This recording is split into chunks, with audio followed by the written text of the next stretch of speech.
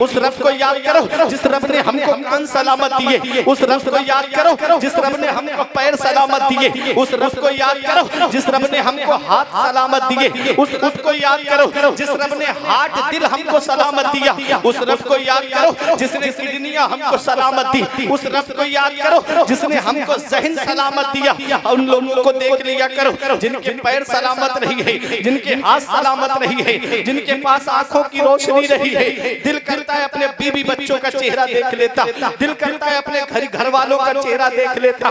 कितने अरमान मचलते हैं, तुम अल्लाह का शुक्र तो अदा करो। आज हम कितना अल्लाह का शुक्र अदा कर रहे हैं। अफसोस होता है मुसलमानों के ऊपर कि अभी थोड़ी देर पहले आपने देखा हमारे नौजवानों का क्या हाल था। क्या समझते हो मरने के बाद कब्र में नहीं जाना है? क्या वहाँ अपने नबी को चेहरा नहीं दिखाना है?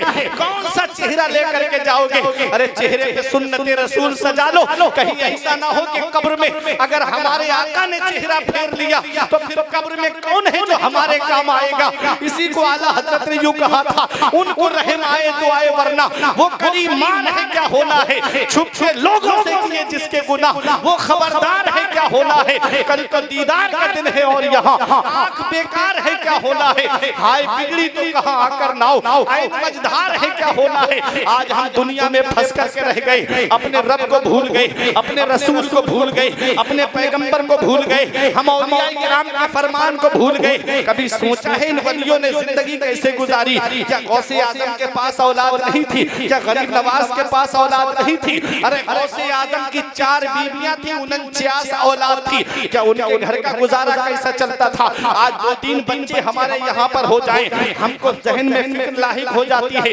इनकी शादियां कैसे करूंगा, इनके लिए कमा करके कैसे लाऊंगा। हालात आज हमारे घरों के ये होते जा रहे हैं। इतना याद रखना प्यारे मुसलमानों, गौसे आजम की 49 औलाद और 4 बीबियां। हम पूछा घर का गुजारा कैसे होता है, तो कुरान की आयत करीमा ने हमें एक पैगाम दे दिया कि मन यत्तकिल्लाह यजअल लहू मखरजन व यरज़ुक़हु मिन हैसु ला यहतसिब व मन यतवक्कल अलल्लाहि फहुव हस्बुह। जो अल्लाह से डरता है अल्लाह उसके लिए निजात का रास्ता निकाल देता है और ऐसी जगह से रोजी अता फरमाता है जहां से बंदे का वहमो गुमान भी नहीं। तो भरोसा रब की जात पे करो, भरोसा अल्लाह की जात पे करो। ये औलिया किराम ने अपने रब की जात पे भरोसा किया, इसलिए दुनिया आज इनको याद। जो अल्लाह को याद किए बिना दुनिया से चला जाता है लोग उसे भूल जाते हैं, और जो अल्लाह को याद करके दुनिया से जाता है लोग उसे याद करते हैं। इन औलिया किराम ने क्या किया अपनी जिंदगी में? कोई इलेक्शन तो लड़ा नहीं था, बस बैठे रहे, एक कमरे में बैठे रहे, और आज लोग कहां से खिंच करके इनके आस्थाने पे आते। हम सो के उठ भी नहीं पाते और कई क्विंटल फूल गरीब नवाज के आस्थाने पे चढ़ जाते। लोग लाखों रुपये खर्च करके गौसे आजम के आस्थाने पे जा रहे हैं, लोग हजारों रुपये खर्च करके शाहमदार के आस्थाने पे सिर्फ हाजिरी देने। वजह क्या है? कभी सोचा है आपने? मन काना लिल्लाही काना अल्लाहु लहू। जो अल्लाह का हो जाता है फिर सारी खुदाई उसकी हो जाती है, फिर अल्लाह उसका नाम मिटने नहीं देता है, अल्लाह उसका नाम लोगों के दिलों में डाल देता है। औलिया किराम को जो हम याद कर रहे हैं ये अपने रब से डरते थे, दुनिया में किसी से नहीं डरते थे। और जो अल्लाह से डरता है फिर सारी खुदाई उससे डरती है, वो किसी से नहीं डरता। आप देख लो दुनिया में हम आए हैं, आज हमारी जिंदगी के हाल ऐसे बन गए। कुरान में रब फरमाता है अलहाकुमुत तकासुर हत्ता ज़ुरतुमुल मकाबिर। माल की ज्यादा तलबी ने तुम्हें गाफिल रखा, यहाँ तक के कब्रों का चेहरा देख लिया। आज माल की ज्यादा तलबी ने हमको गाफिल रखा। मकान बन गया, अब इसमें प्लास्टर हो जाए, प्लास्टर हो गया, इसमें टाइल लग जाए, टाइल लग गई, अब इसके अंदर पत्थर लग जाए, पत्थर भी लग गया, 4 सीलिंग हो जाए, 4 सीलिंग भी हो गई, अब अलग अलग किस्म की लाइटें लग जाए। जो हमारी कीमती जवानी थी वो हमने मकान की नजर कर दी, मस्जिदें सूनी कर दी। जब बुढ़ापे में पैर की उंगलियों ने जवाब दे दिए, जब हाथ की हड्डियों ने जवाब दे दिए, तब चले हम मस्जिद की तरफ। जो जवानी का आलम था, बुजुर्गों ने कहा था कर जवानी में इबादत का हिडी अच्छी नहीं, जब बुढ़ापा आ गया कुछ बात बन पड़ती नहीं। अरे जिम के अंदर जाकर के नौजवानों 50 किलो वजन उठा लेना बहादुरी नहीं है, फजर के वक्त लिहाफ हटा देना ये सबसे बड़ी बहादुरी है, तब बहादुर माने जाओगे। इतना याद रखना अपने रब को याद करके दुनिया से जाओ। हमने देखा है औलाद माँ बाप को 1-2 साल में भूल जाती है। बड़े बड़े अजीज दुनिया से चले गए, बस चंद दिन आंसू बहाए जाते हैं, फिर उसके बाद वही कुसुम कुर्सी का आलम है। हमारे बुजुर्गों ने कहा सबसे बड़ा अक्लमंद इंसान वो है जो अपनी नेकी खुद करके जाए, सबसे बड़ा बेवकूफ इंसान वो है जो अपनी नेकी दूसरों पे डाल के जाए। आज जिस औलाद को मोबाइल चलाने से फुर्सत नहीं मिलती, व्हाट्सएप देखने से फुर्सत नहीं मिलती, यूट्यूब चलाने से फुर्सत नहीं मिलती, क्या समझते हो वो कब्र पे जाकर के कुरान पढ़ेगी? क्या समझते हो वो कब्र पे जाकर के इंसान सवाब करेगी? नहीं, हमारे बुजुर्गों ने कहा अपनी नेकी खुद करके जाओ। इल्मी साहब फरमाते हैं पढ़ के तू कुरान को अब जमा कर ले कुछ सवाब, पढ़ के तू कुरान को अब जमा कर ले कुछ सवाब, कब्र पर फिर कौन आए फातिहा के वास्ते। काम वो कर ले प्यारे जिसके बाइस कब्र में बागे रिजवा से खुले खिड़की हवा के वास्ते, काम दोज़ख के किए जन्नत का है उम्मीदवार, कसरे जन्नत तो बना है पारसा के वास्ते। जन्नत मिलना इतना आसान नहीं है जितना आज हमने सोच रखा है। तुम क्या समझते हो जलसे में आ गए, एक बार हाथ उठा के नारा लगा दिया तो जन्नत मिल जाएगी? जन्नत मिलना इतना आसान नहीं है। नमाजें छोड़ के कहता है मैं हुसैनी हूं, बता हुसैन ने का फर्ज़े ऐन छोड़े हैं। मेरे अजीज मैं पहुंचा हूं इस नतीजे पर, नमाज छोड़ दी समझो हुसैन छोड़े। वो हुसैन जिन्होंने करबला के मैदान में आखिरी सजदा अदा करके दुनिया वालों को एक पैगाम दिया था, न मस्जिद में न बैतुल्लाह की दीवारों के साए में नमाज़े इश्क अदा होती है तलवारों के साए में। वो हुसैन से मोहब्बत करने वालों, सच्ची मोहब्बत तभी होगी जब हुसैन की अदाओं को अपनाओगे, हुसैन के बताए रास्ते पे चलोगे, हुसैन के बताए तरीके पे चलोगे। विलायत करामत दिखाने का नाम नहीं है, विलायत इस्तिकामत का नाम है। विलायत इस्तिकामत का नाम है। जुनैद बगदादी की बारगाह में एक शख्स आया ये तमन्ना लेकर के कि मैं जब कोई करामत देखूंगा हजरत से तब मुरीद होऊंगा। कई साल तक रहा और जब कोई करामत नहीं दिखी तो चलने लगा। अल्लाह के वली ने बुलाया इधर आओ, आया, पूछा कैसे आए और कैसे जाने लगे? कहता है हुजूर मुरीद होने आया था आपका, मैंने सोचा कोई करामत देखूंगा तब आपका मुरीद होऊंगा। फरमाया देखी? कहा नहीं देखी। फरमाया क्या मैं तुझे हवा पे उड़ के दिखाऊं, क्या करामत समझेगा? बोला मैं तो करामत ही समझूंगा। फरमाया तो जितने ये परिंदे उड़ रहे हैं तेरे नजदीक तो बहुत बड़े बड़े होंगे। खामोश हो गया। फरमाया पानी पे चल के दिखाऊं करामत समझेगा? उसने कहा जी हुजूर पानी पे चल के दिखाओगे मैं तो करामत ही समझूंगा।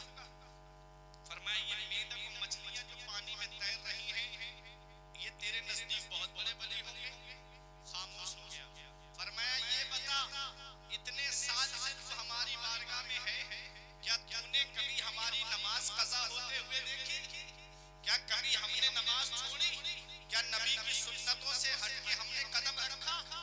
कहा नहीं, हमेशा आपको नबी की सुन्नतों पे अमल करते हुए पाया, हमेशा आपको नमाज की पाबंदी करते हुए पाया, फराइज के साथ साथ आप नवाफिल भी पढ़ते हो ये भी मैंने पाया। फरमाया सबसे बड़ी करामत तो यही है कि हम शरीयत पे अमल कर रहे हैं, इससे बड़ी करामत क्या चाहिए? अल्लाह अकबर। तो पता चला जो अल्लाह का वली होता है वो शरीयत का पाबंद होता है, जो अल्लाह का वली होता है वो शरीयत पे अमल करने वाला होता है। आज हम अपनी जिंदगी का जायजा लें तो ऐसे ऐसे पीर भी आज हमको दुनिया में मिलेंगे कि जो एक वक्त की नमाज नहीं पढ़ते और हम जो है उनको बहुत बड़ा पीर समझते हैं। लेकिन याद रखना नमाज फर्ज़े ऐन है, हर मुसलमान पे फर्ज है, अलग अलग फर्ज है। इबादतें बदनियां जो होती है वो किसी बंदे की तरफ से कोई बंदा अदा नहीं कर सकता। इबादतें बदनियां जो है नमाज है, रोजा है, ये कोई बंदा दूसरे के बदले रख नहीं सकता क्योंकि हर एक पे अल्लाह ने अलग अलग फर्ज की है। तो याद रखो प्यारे मुसलमानों, नमाज मेरे नबी पे माफ नहीं है, गौसे आज़म पे माफ नहीं है, गरीब नवाज पे माफ नहीं है, शाह मदार पे माफ नहीं है, शाहजानिया पे माफ नहीं है, इमाम अहमद रजा खान पे माफ नहीं है। तो आप जरा सोचिए तो सही, जो नमाज छोड़ के कहे कि मैं अल्लाह का वली हूँ तो बताओ नमाज छोड़ करके अल्लाह का वली बताने वाला वो अल्लाह का नेक बंदा कैसे हो सकता है? ये औलिया किराम जो आज जिनको दुनिया याद कर रही है इन्होंने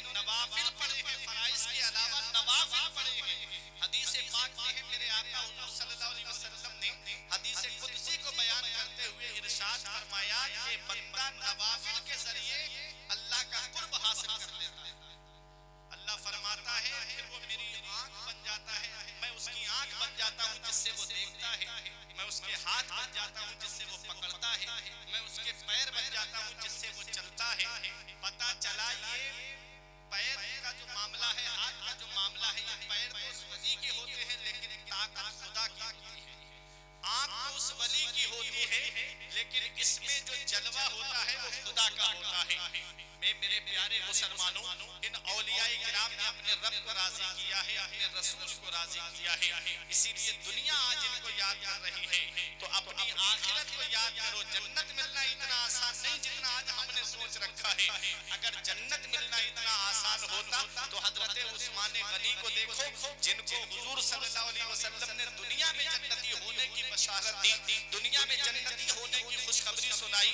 मेरे आका हुजूर सल्लल्लाहु ताला अलैहि वसल्लम ने इरशाद फरमाया कि उस्मान गनी के ताल्लुक से दुआ करके कि मेरा उस्मान ना भी पड़े तब भी उससे कोई मुआखजा नहीं होगा।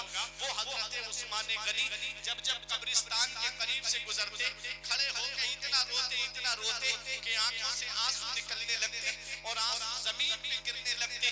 देखने वाले देख के कहते, हुजूर आप तो बख्शे बख्शाए हो, आप इतना क्यों रोते हो कब्र को देख करके? तो उस्मान गनी कहते हैं, ये कब्र दुनिया की मंजिलों में सबसे आखिरी मंजिल है और आखिरत की मंजिलों में सबसे पहली मंजिल है।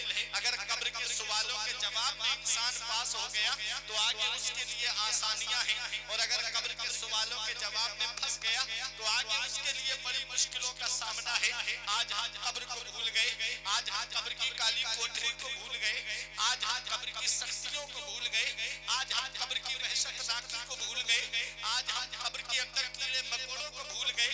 कभी बरसात का जब मौसम आए तो कब्रिस्तान के अंदर आकर के देख लेना, मिट्टी का कोई कॉलम खड़ा हो या सीमेंट का कोई कॉलम हो, उस पर आकर के देख लेना बारिश की वजह से जमीन के कीड़े ऊपर आ जाते हैं। कभी उन कीड़ों की तरफ देख लेना, कैसा कैसा कीड़ा जमीन के अंदर है और जिससे इंसान का क्या हाल करता होगा। इसलिए ऐ मेरे प्यारे मुसलमानों, आज हमारे यहाँ पर लाइट चली जाए, अंधेरा हो जाए, हम डरने लगते हैं। कभी कब्र की काली कोठरी के बारे में सोचा, जहाँ जहाँ तो कोई इन्वेटर का इंतजाम होगा, जहाँ जहाँ तो लाइट का कोई इंतजाम होगा, वहाँ कब्र में हमने काली कोठरी में उजाले के लिए क्या इंतजाम किया है। अल्लाह अकबर। हमारे बुजुर्गों ने कहा, जब इंसान नमाज पढ़ता है और जब आज़ाए वुज़ू नमाज में जो आज़ा धोए जाते हैं, मेरे आका हुजूर सल्लल्लाहु अलैहि वसल्लम के गुलामों, हमारे बुजुर्गों ने फरमाया वो आज़ा जो वुज़ू में धोए जाते हैं वो कब्र के अंदर रोशनी का काम करेंगे। उन आज़ा से कब्र में रोशनी छूटेगी। नमाज पढ़ोगे तब ना कब्र में रोशनी होगी, अल्लाह की इबादत करोगे तब ना कब्र में रोशनी होगी। आज तो दुनिया में आकर के ऐसे घिर गए, दुनिया के अंदर बस माल जमा करना है। 1 लाख हो गए, 2 लाख हो जाए, 2 लाख हो गए, 3 लाख हो जाए, बस माल बढ़ता चला जाए, उम्र बढ़ती चली गई, बीमारियां लगती चली गई। कुरान तरफ फरमाता है, अल-हाकुमुत तकासुर हत्ता ज़ुरतुमुल मकाबिर।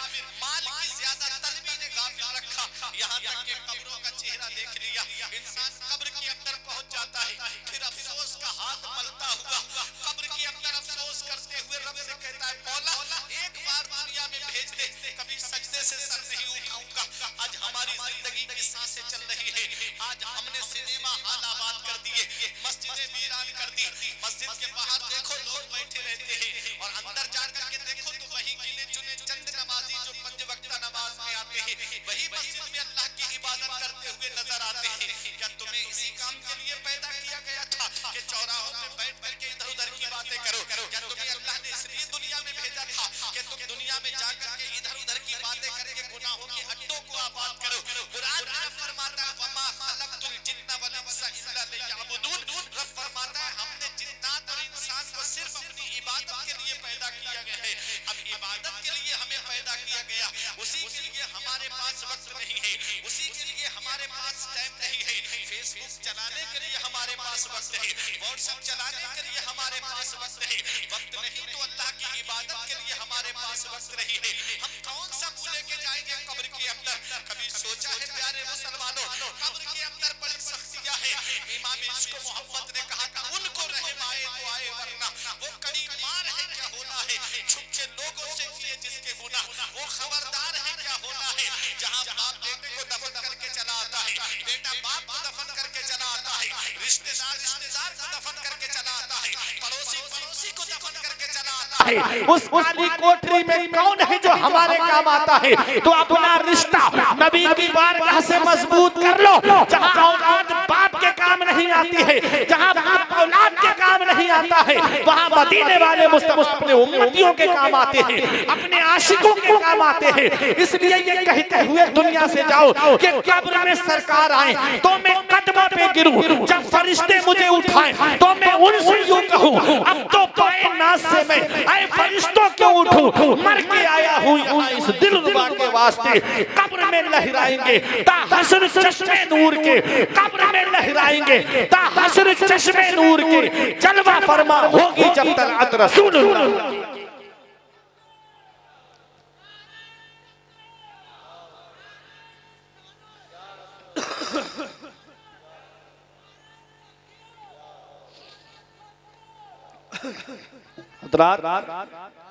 तो अच्छे काम करके दुनिया से जाओ, नेक अमल करके दुनिया से जाओ। अब एक वाक़या बताता हूँ, उसके बाद अपनी तकरीर को मैं खत्म करता हूँ। आओ जरा देखो हालात, वाक़या तवज्जो के साथ मेरी तरफ मुतवज्जे होकर के सुनिएगा। कभी कभी मेरे आका सहाबाए किराम के दरमियान बनी इसराइल के किस्से सुना दिया करते थे। बनी इसराइल के किस्से था तो वो किस्सा, लेकिन जब नबी ने अपनी जुबान से बयान फरमा दिया तो वो हदीस थी, क्योंकि रसूलुल्लाह सल्लल्लाहु अलैहि वसल्लम के कौलो फेलो तकरीर को हदीस कहते हैं। मेरे आका हुजूर सल्लल्लाहु ताला अलैहि वसल्लम ने इरशाद फरमाया कि बनी इसराइल के 3 शख्स थे, 3 नौजवान थे जो बाहर निकले सैर के लिए, घूमने के लिए। अचानक से तूफान आया।